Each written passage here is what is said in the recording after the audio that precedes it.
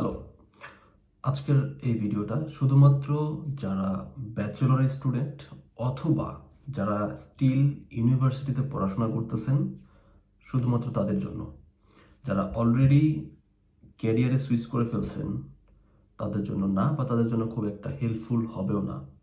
তারপরে যদি আপনার হাতে সময় থাকে তাহলে ভিডিওটা দেখতে পারেন, হয়তো বা কাজে লাগতেও পারে।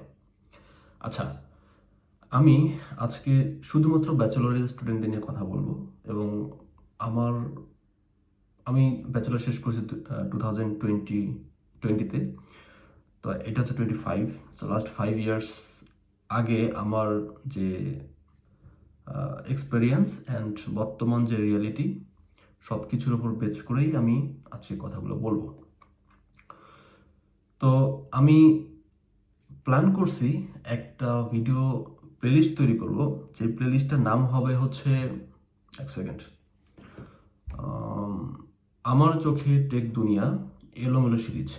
তো এই এলোমেলো সিরিজের প্রথম ভিডিও এটা। আমি জানি না আপনাদের এগুলো ভালো লাগবে কিনা, বাট যদি ভালো লাগে আমার ইচ্ছা আছে যখন আমি ফ্রি টাইম পাবো আমি বসে র্যান্ডম কথা বলবো, ঠিক আছে? বাট ভালো লাগার সম্ভাবনা অনেক কম, সো দ্যাট হয়তো এটাই লাস্ট ভিডিও, এটাও হতে পারে। আচ্ছা, যাই হোক, আমি যেটা বলতেছিলাম যে ব্যাচেলরের স্টুডেন্টদেরকে নিয়ে আমি এসে কথা বলবো। দেখেন, মানে আমি স্পেশালি যখন ব্যাচেলরে পড়াশোনা করছি, আমার ব্যাচেলর ইউনিভার্সিটি ছিল হচ্ছে ড্যাফোডিল ইউনিভার্সিটি। 46 ব্যাচে ছিলাম আমি। তো অ্যাভারেজ স্টুডেন্ট ছিলাম, খুব ভালো স্টুডেন্ট ছিলাম এরকমও না। আমার যে রেজাল্ট খুব ভালো এটাও না, বাট একদম খারাপও না। তো সবার শুরুতে মানে যখন ফার্স্ট সেমিস্টারে শুরু করি তখন নর্মালি কি করি আমরা, বা আমাদের সাথে কি হয়, বা কি মিসআন্ডারস্ট্যান্ডিং আমাদের মাথায় ঢোকে, সবাই সবাই বলবো না, মানে মোস্ট অফ দেম নতুন ফ্রেন্ড, নতুন এনভায়রনমেন্ট, তো অনেক ঘোরাফেরা করি, অনেক কিছু করি, সব কিছু দরকার আছে। বাট আমাদের মাথায় একটা খুবই খারাপ জিনিস ঢোকাই দেওয়া হয় যে তুমি যেহেতু কম্পিউটার সায়েন্সে পড়তেছো, সো তোমার কোডিং স্কিল শুধু ইম্পর্টেন্ট, সিজিপি এতটা ইম্পর্টেন্ট না। এই জিনিসটা ঢুকাই দেওয়া হয়। আমি বলবো এটা খুবই মিথ্যা কথা এবং এটা উচিত না। অ্যাজ এ স্টুডেন্ট প্রতিটা স্টুডেন্টের রেজাল্ট ভালো থাকা উচিত। কেন ভালো থাকা উচিত? বিকজ রেজাল্ট ভালো থাকলে আপনার অপরচুনিটি বাড়বে। অ্যাজ এ স্টুডেন্ট আপনার রেজাল্ট কেন খারাপ থাকবে? দিস ইজ দ্য কোশ্চিন, তাই না? আপনি সব কাজ করবেন, সব কাজ করার টাইম পাবেন, বাট রেজাল্ট ভালো করার কিন্তু আর টাইম পাবেন না। এখন আপনার হয়তো বা পিছুটান নাই যে আচ্ছা ঠিক আছে আমি তো বিদেশে যাব না, তো আমার রেজাল্ট হয়তো লাগবে না। এটা হয়তো বা আজকে আজকে আপনার লাইক ডিসিশন, বাট আজ থেকে 5 বছর পরে আপনার সারাউন্ডিং এনভায়রনমেন্ট এরকম নাও থাকতে পারে। তখন হয়তো বা আপনার বিদেশে যাওয়া লাগতেও পারে, বা অন্য কোনো অপরচুনিটির জন্য আপনার হয়তো বা সেদিকে ফোকাস করা লাগতে পারে, এবং সেক্ষেত্রে রেজাল্টটা অনেক ইম্পর্টেন্ট, ঠিক আছে? সো এটা মনে করা যাবে না যে রেজাল্ট ইম্পর্টেন্ট না। অফকোর্স রেজাল্ট ইম্পর্টেন্ট, এবং অ্যাজ এ স্টুডেন্ট আপনার রেজাল্টে ফোকাস করা উচিত। যেভাবেই হোক না কেন রেজাল্ট ভালো রাখা উচিত এবং সর্বোচ্চ ভালো রাখা উচিত। আপনি যদি 3.89 নিয়েও মানে বের হওয়ার মতো অ্যাবিলিটি আপনার থাকে, আপনার উচিত সেটা আরও মানে ভালো করা, ঠিক আছে? বিকজ ভাই রেজাল্ট যে কতটা ইম্পর্টেন্ট সেটা হয়তো মানে as a first semester student বা ফার্স্ট ইয়ারের স্টুডেন্ট আপনি বুঝবেন না। আপনি বুঝবেন কখন? যখন ব্যাচেলর শেষ হবে, একটা নির্দিষ্ট টাইম হয়তো জবের পিছনে ঘাটবেন, ঘুরবেন, বা বিদেশে আসার চেষ্টা করবেন, তখন বুঝতে পারবেন। ওকে, এটা হলো আমার প্রথম কথা। দ্বিতীয় কথা হইতেছে যে আমাদের মনের মধ্যে অনেক টাইপের প্রশ্ন থাকে যে পড়তে আসলাম সিএসসি, আমাদেরকে পড়াচ্ছে কম্পিউটার ফান্ডামেন্টাল পড়াচ্ছে, তারপর পড়াচ্ছে সি প্রোগ্রামিং, তারপরে পড়াচ্ছে আমাদের ফিজিক্স। মানে প্রথমের দিকে সেমিস্টারগুলোতে এগুলোই মানে পড়ানো হয়। তারপর হচ্ছে ক্যালকুলাস পড়াচ্ছে। তো এগুলো কি আসলেও রিলেভেন্ট? তো এই জায়গাটাতে মানে একটা হিউজ মিসআন্ডারস্ট্যান্ডিং থাকে। তো দেখেন, ইউনিভার্সিটিতে যেহেতু সি পড়ায় তার মানে বিষয়টা এরকম না যে সি ইম্পর্টেন্ট না। C of course important, very important. আপনি যদি এমবেডেড সিস্টেমে কাজ করতে চান বা নেটওয়ার্কিং ফিল্ড বা হার্ডওয়্যার নিয়ে কাজ করতে চান, হ্যাঁ, বা আইওটি ডিভাইস নিয়ে কাজ করতে চান বা ফিজিক্স রিলেভেন্টে কাজ করতে চান, আপনার সি লাগবে। এবং not only that, for example আপনি মানে যদি একটা এক্সাম্পল দিই, ধরেন ডাটাবেজের কথা চিন্তা করি, তো ডাটাবেজের নর্মালি লাইক তিনটা মানে স্তর আছে কাজের। একটা হইতেছে কোর ডেভেলপাররা যেখানে কাজ করে, তারপর হইতেছে সার্ভার লেভেল, এবং তারপর হচ্ছে ইউআই, যেটা মূলত ডাটাবেস ম্যানেজমেন্ট স্টুডিওতে আমরা বিভিন্ন রকম কোয়েরি চালাই বা বিভিন্ন কিছু করি। সো যে ইঞ্জিনিয়ারগুলা কোর লেভেলে কাজ করে, মানে একদম প্রথম স্তরে কাজ করে, তারা কিন্তু এটা সি বা C++ দিয়ে ডেভেলপ করে। তার কারণে এখানে ল্যাটেন্সির অনেক বিষয় আছে, এবং মানে সেকেন্ডের থেকে কম সময়ে আপনি লাইক মিলিয়ন অফ কোয়েরিকে প্রসেস করবেন। তারপর এখানে কনকারেন্সি হ্যান্ডেল করা থেকে শুরু করে আরও থাউজেন্ড অফ মানে টপিক আছে, যেগুলো মানে এমন একটা ল্যাঙ্গুয়েজ লাগবে এগুলোকে হ্যান্ডেল করার জন্য, যেটা হইতেছে মেশিনের খুব কাছাকাছি। এবং সি ল্যাঙ্গুয়েজটা আসলে মেশিনের খুব কাছাকাছি একটা ল্যাঙ্গুয়েজ, এবং হাই লেভেলের ল্যাঙ্গুয়েজ দিয়ে আপনি এগুলো করতে পারবেন না, এগুলো লো লেভেলের ল্যাঙ্গুয়েজ দিয়েই করতে হবে। ঠিক আছে, সো দ্যাট এটা ইম্পর্টেন্ট। এখন আমি বলতেছি না যে আপনি ফার্স্ট সেমিস্টারে এসে আপনি এগুলো নিয়ে পড়াশোনা শুরু করেন। আমি এটা আপনাকে বলতেছি যে ইউনিভার্সিটিতে আপনাকে যা পড়ায় বা যা দেখায়, সেটা আপনার খুব ভালোভাবে পড়া উচিত বা দেখা উচিত। যদি আপনি না দেখেন তাহলে আপনি ভুল করবেন। আপনি যখন একটা নির্দিষ্ট টাইম পার করবেন, আপনি ক্যারিয়ারে যাবেন, তখন আপনার কাছে মনে হবে যে না, আমি ভুল করছি। এই ভুলটা যেন না করেন, এই জন্যই আমি আজকের এই ভিডিওটা তৈরি করতেছি। আচ্ছা, এটা গেল হচ্ছে লাইক আমার সেকেন্ড কথা, যেখানে যার মেইন গোলটা ছিল হইতেছে ইউনিভার্সিটিতে যা দেখায় সব কিছু ইম্পর্টেন্ট, সো সব কিছু আপনাকে পড়তে হবে। ওকে, এখন ম্যাথের বিষয়টা আসি। তো ম্যাথ এতটা ইম্পর্টেন্ট একটা টপিক যে আপনি মেশিন লার্নিং এআইতে কাজ করতে চান, অথবা আপনি লাইক কোনো কিছু ডেভেলপ করতে চান বা মোশন নিয়ে কাজ করতে চান, আপনার দেখবেন যে ম্যাথ লাগতেছে। ঠিক আছে, so math is very important. Then statistics আসতেছি। স্ট্যাটিস্টিক্স কি ইম্পর্টেন্ট না? Of course important, because data science বা ডেটা অ্যানালিটিক্সের যে ব্যাকএন্ডের প্রত্যেকটা কনসেপ্টই আসলে স্ট্যাটিস্টিক্সের উপর বেচ করে তৈরি করা। আপনাকে কিন্তু খুব হাই লেভেলের থট দেওয়া হয় না ইউনিভার্সিটিতে, বাট যতটুকু দেওয়া হয় ততটুকু খুবই ইম্পর্টেন্ট আপনার বেসিক নলেজটা ডেভেলপ করার জন্য। কারণ আপনি যদি সব ফিল্ড একটু একটু করে যদি আপনি লাইক লাইক মানে এক্সপ্লোর না করেন, তাহলে তো আপনি বুঝবেন না যে আপনার ইন্টারেস্টটা কোথায়। মানে আপনি আপনার ফিল্ডটাকে বা আপনার ক্যারিয়ারটাকে ন্যারো করবেন না। আপনি সব কিছু একটু একটু করে, যেহেতু আপনার ইউনিভার্সিটিতে এক্সপ্লোর করার সুযোগ আছে, সো আপনার উচিত ইউনিভার্সিটিতে প্রত্যেকটা ফিল্ড এক্সপ্লোর করা। এতে করে আপনি আপনার ইন্টারেস্টের জায়গাটা খুঁজে পাবেন। ঠিক আছে, তারপরে আরেকটু যখন বড় হবেন বা like for example second year বা থার্ড ইয়ারে উঠবেন, তখন দেখবেন যে বেশ কিছু টপিক পাবেন আপনি।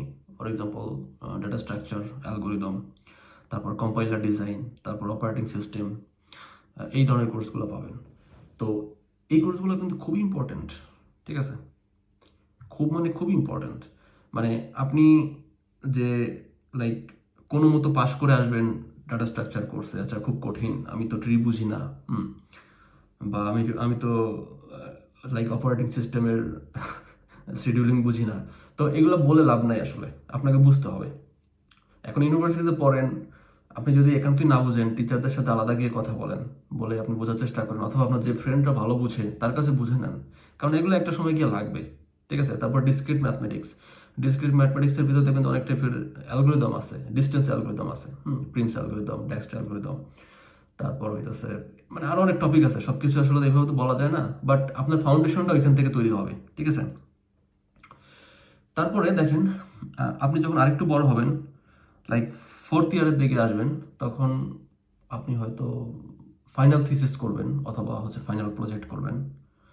তো আচ্ছা, এটা করার আগে নেটওয়ার্কিং হয়তো আসবে, ডাটাবেজ আসবে, এগুলো আপনাকে অবশ্যই করতে হবে। নেটওয়ার্কিং ফিল্ডটা খুবই ইম্পর্টেন্ট। আপনাকে নেটওয়ার্কিং, তারপর ওয়েব ডেভেলপমেন্ট, এই কোর্সগুলো থাকবে, বা অ্যান্ড্রয়েড ডেভেলপমেন্টের কোর্স থাকবে, এগুলো আপনাকে মানে সব কিছু ইম্পর্টেন্ট, সবই আপনাকে এক্সপ্লোর করা উচিত। আচ্ছা, তো ফাইনাল থিসিসে এখন আপনি কি করবেন বা কি করলে ভালো হবে, এই জায়গাটাতে এসে সবাই আসলে কনফিউজড হয়ে যায়। এখন আমি বলি যে বর্তমান সময়ে মানে সব থেকে যদি আপনি একটা ডিমান্ডিং ফিল্ড বলেন, তাহলে সেটা হচ্ছে মেশিন লার্নিং বা আর্টিফিশিয়াল ইন্টেলিজেন্স, এই ফিল্ডটা।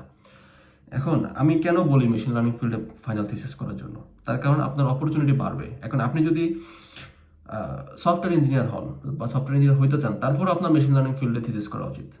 এর কারণ হচ্ছে আপনার আন্ডার গ্রাজুয়েটের আসলে থিসিসটা কী ছিল, থিসিস টপিকটা কী ছিল, এটা অনেক ইম্পর্টেন্ট। আপনি হয়তো 5 বছর পরে যদি বাইরে মানে বিদেশে কোনো ইউনিভার্সিটি অ্যাপ্লাই করতে চান, সেখানেও তারা আস্ক করে, বা অনেক সময় তারা ওই অনেক সময় দেখবেন যে মানে ফুল ফুল পেপারটা আবার সাবমিট করতে বলে তারা।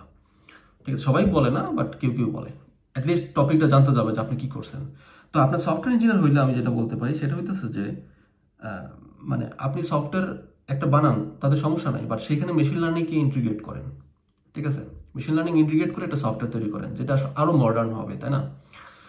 তো এন্ড অফ দ্য ডে আপনার এআই ফিল্ড সম্পর্কে একটা ভালো আইডিয়া থাকতে হবে বা থাকা উচিত, সো দ্যাট আপনার ফাইনাল থিসিস করার জন্য বা ফাইনাল প্রজেক্ট করার জন্য হইলেও যদি আপনি এক্সপ্লোর করেন মেশিন লার্নিং ফিল্ডটা একটু ভালোভাবে, তাহলে এটা খারাপ হয় না, ভালোই হয়। আর যারা মানে একদম টার্গেট ঠিক করে রাখছেন যে আপনি মেশিন লার্নিং ফিল্ডে কাজ করবেন বা আপনি এআই ইঞ্জিনিয়ার বা মেশিন লার্নিং ইঞ্জিনিয়ার হবেন, আপনাদের কিন্তু মুক্তি নাই। মানে আপনাদের কিন্তু সফটওয়্যার ইঞ্জিনিয়ারিংয়ের কনসেপ্টগুলো লাগবে। কারণ শুধুমাত্র মেশিন লার্নিং দিয়েও কিন্তু জব হয় না বা হবে না। আপনার একই সাথে ডাটাবেজের নলেজ লাগবে, আপনার মেশিন লার্নিংয়ের নলেজ লাগবে, সেই মেশিন লার্নিং মডেলটা কীভাবে ডিপ্লয় করবেন, কীভাবে সার্ভ করবেন, হ্যাঁ, এই নলেজগুলোও কিন্তু লাগবে। সো দ্যাট সফটওয়্যার ইঞ্জিনিয়ারিংয়ের বেসিক নলেজ লাগবে, প্লাস মেশিন লার্নিংও লাগবে। এবং আপনারা চেষ্টা করবেন মেশিন লার্নিং রিলেভেন্ট যে থিসিসটা করছেন সেই থিসিসটা পেপার হিসেবে পাবলিশ করার জন্য। দেখেন, বর্তমান সময়ে আমি যদি কিছু হট ফিল্ড বলি যেগুলোর জন্য আপনি বাইরে ফান্ডিং পাবেন ইজিলি, বা বিদেশে আপনি খুব ইজিলি স্কলারশিপ পেতে পারেন, তো এরকম কিছু ফিল্ড হইতেছে ডিপ লার্নিং বা জেনারেটিভ এআই। হ্যাঁ, এই সকল ফিল্ডে যদি আপনি থিসিস করেন তাহলে আপনার জন্য সুবিধা হবে। কারণ আপনি যদি ইউএসএ যান বা কানাডা বলেন, বা জার্মানি আছে, বা অস্ট্রেলিয়া আছে, জাপান আছে, অনেক ভালো ভালো কান্ট্রি আছে, কোরিয়া আছে। তো এই কান্ট্রিগুলোতে যেটা হয়, নর্মালি আপনার যখন সিভিটাকে ইভ্যালুয়েট করা হয়, তখন আপনার থিসিসের ইন্টারেস্ট কী ছিল বা প্রজেক্ট কী টাইপের ছিল বা আপনার গিটার প্রোফাইলে কী আছে না আছে, এটা তারা খুব ভালোভাবে চেক করে। ঠিক আছে, তো আপনার থিসিস টপিকটা যদি হয় মেশিন লার্নিং রিলেভেন্ট, এটা তাদের একটা গুড ইমপ্রেশন ক্রিয়েট করে যে সে একটা স্মার্ট টপিক নিয়ে কাজ করছে। মেশিন লার্নিং আসলে ফিল্ডে স্মার্ট, ঠিক আছে। আর আপনি যদি সেটা সফটওয়্যারের সাথে ইন্টিগ্রেট করতে পারেন তাহলে তো আরও ভালো। সেক্ষেত্রে আপনি জবের ক্ষেত্রেও খুব ভালো একটা হেল্প পাবেন। মানে আপনি হয়তো ব্যাচেলর শেষ করে আপনি হয়তো একটা জবে ঢুকতে পারেন। তো এই যে আপনি ফর এক্সাম্পল ব্যাচেলর শুরু করলেন, সব কোর্স খুব ভালোভাবে শেষ করলেন, আপনার সিজিপিএ ভালো, আপনি ভালো একটা থিসিস করলেন বা একটা ভালো একটা প্রজেক্ট করলেন ফাইনাল ইয়ারের জন্য, করার পরে এখন নেক্সটে আপনার কাজ কি? নেক্সটের কাজ হইতেছে আপনার জবে ঢোকা, জব অথবা হচ্ছে বিদেশে যদি যেতে চান সেক্ষেত্রে সেটা প্রসেস করা, তাই না? তো আমি বলবো আপনার যদি ইচ্ছা থাকে যে আপনি বিদেশে যাবেন, তাহলে আপনার উচিত হইতেছে লাইক 3rd ইয়ার যখন শেষ, তখন থেকে আপনার বিদেশ সম্বন্ধে খুব ভালোভাবে আইডিয়া নেওয়া, যে কোন দেশে আমি যাব, কোন দেশের প্রসেসিং কীরকম, হ্যাঁ, তারপর হইতেছে যে রিকোয়ারমেন্টগুলো কী কী, বা যারা অলরেডি গেছে তারা কীভাবে গেছে, তাহলে আপনার টাইম নষ্ট হবে না। অনেকে আছে যে ডিসিশনটা অনেক লেটে নেয়, যার কারণে অনেক টাইমটা নষ্ট হয়ে যায়। ঠিক আছে, তো এটা যদি আপনি 4th ইয়ারের শুরুতেই নিতে পারেন তাহলে এটা আপনার জন্য সুবিধা হবে যে আপনি যখন আপনার ব্যাচেলর শেষের দিকে, তখনই আপনি আইএলটিএস করে ফেলতে পারবেন, বা আদার্স যদি কোনো রিকোয়ারমেন্ট থাকে সেটা আপনি করতে পারবেন। এটা আমি টু দ্য পয়েন্টে বলতেছি না, তার কারণ আসলে বিষয়গুলো হইতেছে রিলেটিভ, আপেক্ষিক, মানে এক একজনের কাছে এক এক রকম। সো আমি হয়তো একটা দেশের কথা মানে বলে দিলাম যে এটা এইভাবে যাবা, কিন্তু অন্যান্য দেশের সাথে সেটা নাও মিলতে পারে। সো এই ব্যাপারগুলো আপনাকে এক্সপ্লোর করতে হবে যে আপনি কোন দেশে যাবেন, বা অ্যাকচুয়ালি আপনি কী কাজে যাবেন, আপনি কি মাস্টার্স করতে যাবেন নাকি আপনি পিএইচডি করতে যাবেন। ঠিক আছে, এটা আপনাকে খুঁজে বের করতে হবে। বাট আপনি যদি বেশি সময় নেন এই ডিসিশনটা নেওয়ার জন্য, তাহলে আপনি সাফার করবেন, কেউ সাফার করবে না। ঠিক আছে, তো আপনি যদি এখন জবকে ফোকাস করেন, তাহলে আপনার উচিত হইতেছে ফাইনাল ইয়ারে যখন যাবেন তখন থেকেই আপনি কোন ফিল্ডে জব করবেন সেই ফিল্ডটাকে সেপারেট করা এবং সেখানে একটু এক্সট্রা টাইম দেওয়া। ফর এক্সাম্পল, আপনি যদি সফটওয়্যার ডেভেলপার হইতে চান, তাহলে আপনাকে মানে 4th ইয়ার থেকেই ফোকাস করা উচিত যে আমি কোন ল্যাঙ্গুয়েজ নিয়ে কাজ করব, কোন ফ্রেমওয়ার্ক নিয়ে কাজ করব, এবং আমি কি ধরনের ডেভেলপার হইতে চাই। ঠিক আছে, বা আপনি যদি মেশিন লার্নিং ফিল্ডে কাজ করতে চান বা মেশিন লার্নিং ইঞ্জিনিয়ার হইতে চান, তাহলে আপনার উচিত এই রিলেভেন্ট যে জবগুলো আছে সেই জবগুলোর রোডম্যাপগুলো কেমন বা কি কি স্কিল লাগে সেগুলো আপনাকে আস্তে আস্তে ডেভেলপ করা। ইউনিভার্সিটি আপনাকে প্রত্যেকটা ফিল্ডের ফাউন্ডেশন দেবে, it's true, but university knowledge নিয়ে আপনি জীবনেও জব পাবেন না। এইটা হইতেছে আরেকটা রিয়ালিটি, মানে স্যাড রিয়ালিটি এটা। তো মানে মানে এটা কি বলবো, মানে এটা আমি যদি আমি যদি ইউনিভার্সিটি, মানে আমি এই কথাটা আসলে ইউনিভার্সিটিকে ছোট করার জন্য বলতেছি না। ইউনিভার্সিটির জায়গায় ঠিক, কারণ একই সাথে, কারণ যখন একটা ইউনিভার্সিটি কোর্স মানে ডিজাইন করে, তখন তারা মেইনলি ফোকাস করে একটা স্টুডেন্ট সে যেন আমার এই ডিগ্রিটা নেওয়ার পরে যে কোনো ফিল্ডে সে যেতে পারে। ফর এক্সাম্পল, সে যদি হার্ডওয়্যার নিয়ে কাজ করে সে যেন সেখানেও যেতে পারে, সে যদি সফটওয়্যার নিয়ে কাজ করে সে যেন সেখানেও যেতে পারে, সে যদি এআই নিয়ে কাজ করে বা রোবোটিক্স নিয়ে কাজ করে সে যেন সেখানেও যেতে পারে। তার মানে প্রত্যেকটা ফিল্ড সম্পর্কে আপনাকে একটা ফাউন্ডেশন দিবে, বাট ওই ফাউন্ডেশন দিয়ে আসলে তেমন কিছু হবে না। সো আপনাকে এক্সট্রা টাইম দিতে হবে, এক্সট্রা হয়তো কোর্স করতে হবে। সেটা হইতে পারে ইউটিউব থেকে, হইতে পারে কোনো পেইড কোর্স, হইতে পারে বই পড়ে, বা আপনি যেভাবেই করতে চান না কেন, মানে আপনার ক্যারিয়ার ওয়াইজ আপনাকে মানে আগাইতে হবে আর কি।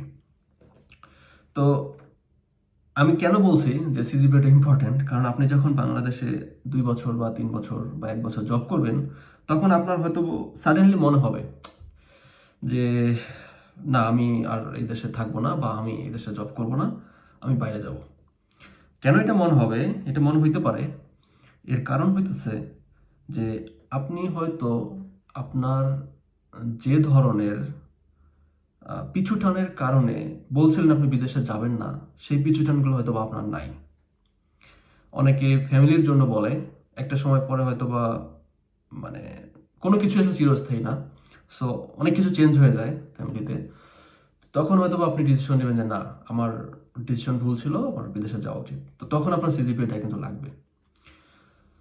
সো বেটার হইতেছে সব অপশনটা খোলা রাখা, যেন কখনোই আপনি এটা ফিল না করেন যে আচ্ছা আমার তো সিজিপিএ নাই, আমি তো চাইলেও এখন বিদেশে যেতে পারবো না, তার মানে কি এই দেশে আমি আমি থাকতে হবে, বা মানে আমি চাইলেও আমি মাস্টার্স নিতে পারবো না, মাস্টার ডিগ্রি করতে পারবো না বিদেশ থেকে, বা একটা পিএইচডি করতে পারবো না। এটা যেন কখনো আপনার ফিল না হয়। মানে বিদেশে আসার মানে এটা না যে আপনি বিদেশে থেকে যাবেন। বিদেশে আসার মানে এটা যে আপনি যদি কখনো আসতে চান, আপনি যেন এখানে হায়ার স্টাডি করেও আপনি ব্যাক যেতে পারেন। এই অপশনটা যেন অ্যাটলিস্ট আপনার মানে ওপেন থাকে। কখনো যেন আপনি ফ্রাস্ট্রেটেড হয়ে না যান যে আমার তো এটা নাই, তাহলে আমার কি হবে। ঠিক আছে, কারণ আপনার আশেপাশে দেখবেন অনেক ফ্রেন্ড আপনার সাথেই বের হবে। আপনি হয়তো এখনো জব খুঁজতেছেন বাংলাদেশে, বা আপনি হয়তো 30-40 হাজার টাকা স্যালারি জব করতেছেন, আপনার ফ্রেন্ড হয়তো বা বাইরে থেকে একটা দেখবেন মাস্টার্স করে সে খুব ভালো কোম্পানিতে হয়তো সে জব করতেছে, সে হয়তো মান্থলি 10 লক্ষ টাকা স্যালারি পাইতেছে।